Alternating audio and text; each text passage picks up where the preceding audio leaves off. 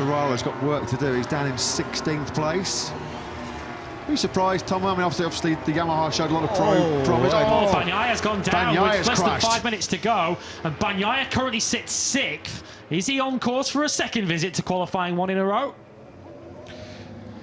As we mentioned, Tom, turn 2, it's a corner that can catch you out as you're trail braking in on the front there, but this is building the pressure once again on the 63. Yeah, absolutely. He was fighting hard already into turn 1, and I mean, it's not even really a mistake, you know, it's just a little bit too much for the time of the tire, and then losing the front quite easily.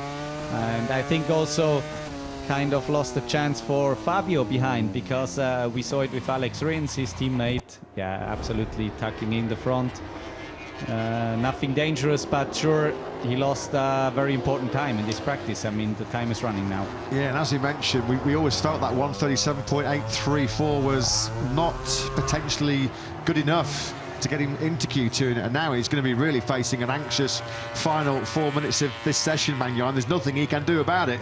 He's a spectator trackside now, just hoping that he somehow can cling on to a place inside the top 10. Putting that under immediate threat is Quartararo, who's now in the final sector, 1 corner left for the Frenchman to navigate. This is going to be a top 10 lap from Quartararo. Over the line he goes, it's 5th. Wow. So straight away, Bagnaia goes down 1 place to 7th. Yeah, it wasn't as if Bagnaia towed him. He only towed him for 1 corner, didn't he, before he went down at turn 2. Quartararo did that all by himself as he slots in behind his teammate. And Pecco Bagnaia will arrive back in the Ducati box in a couple of minutes' time on the back of that scooter. And I'm not quite so sure whether he's going to be in Q2 when he arrives there. Lots of late laps being cancelled for the Bagnaia yellow flags. Vinales and Costa on the KTMs lost their previous lap. No problemo, no drama for the other side of the Ducati Lenovo garage as Marc Marquez looks once again in cruise control. Seems like he can do sort of mid to high 37s for fun. And Alex Rins is doing the same game again, like in the outing before. Just stick behind Mark and try to stay there. Worked for me last time, so I might as well try it again. Yeah, good to see Alex Rins here this weekend, minus the crutch, which has been pretty much a permanent fixture of his since he had that horrendous crash in Mugello, nearly 2 years ago now. He went back to Andorra, I believe, and saw some specialists. He's now sort of walking around without a crutch, but sort of a special custom-made carbon support for his right leg. Alex Rins, you feel, as you mentioned, we always thought that 1:37.591 was good enough to get him into Q2. Ogura, 1:38.193, his best of the session, but only good enough at the moment for 14th place. Yeah, he's only 3/4 of a second off the outright pace, though. Just shows the level that he's up against. As Mir improves, he's only half a second off himself. That's only good enough for 12th. Quartararo pushing on and about to improve again. He narrowly misses out. Pretty much matches within 100th of a second of the lap time he did previously. Quartararo consolidates 5th, and Bagnaia arrives back at the Ducati box to be a rather nervous spectator for the final minute and a half.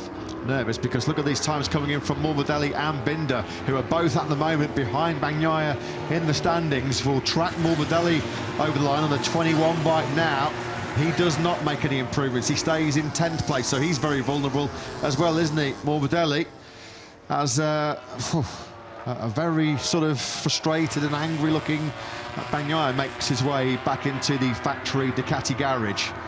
Nothing's coming easy for Pecco Bagnaia right at the moment. He's now going to be watching as the yellow flags come out in the first sector, so it won't affect any of the riders currently on your screens. Led by the Trackhouse Aprilia of Raul Fernandez. Alex Marquez from 3rd climbs a place to 2nd behind his brother. Brad Binder now up into 4th place. He's found a mid-37. Bagnaia back to 8th now. Yeah, and look at this from Zarco. Zarco on course for 6th, which he has taken, and that now is threatening to put Bagnaia down in 9th.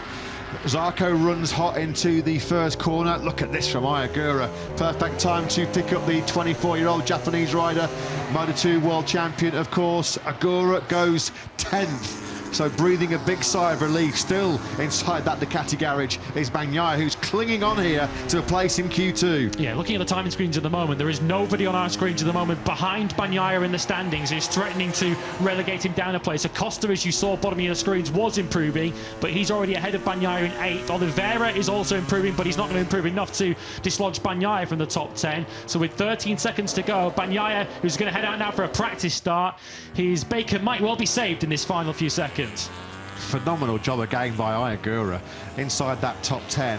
Trackhouse will be desperately hoping he can remain there. Pedro Acosta, 8th place. Acosta did just get over the line. If he does need one more lap, as Gigi Dell'Igna's offering some instructions to Bagnaia. Morbidelli's missed out. In fact, both Frankie Morbidelli certainly has missed out. The Giannantonio trying to put together a late charge here, which could be delivering some late pain for Ogura. There is Digia.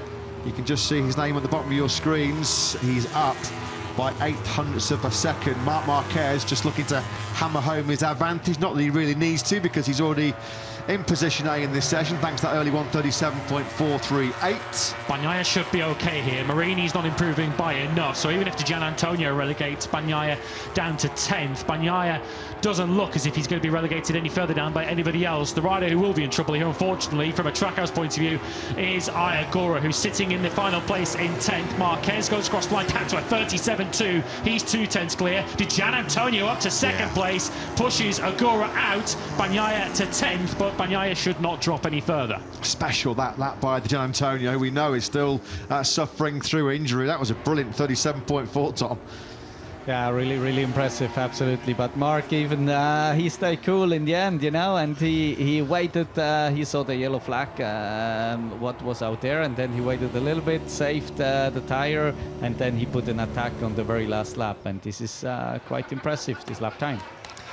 Quite impressive and quite ominous as well if you're trying to beat Mark this weekend. We know he's so good around this circuit. Kota to come as well.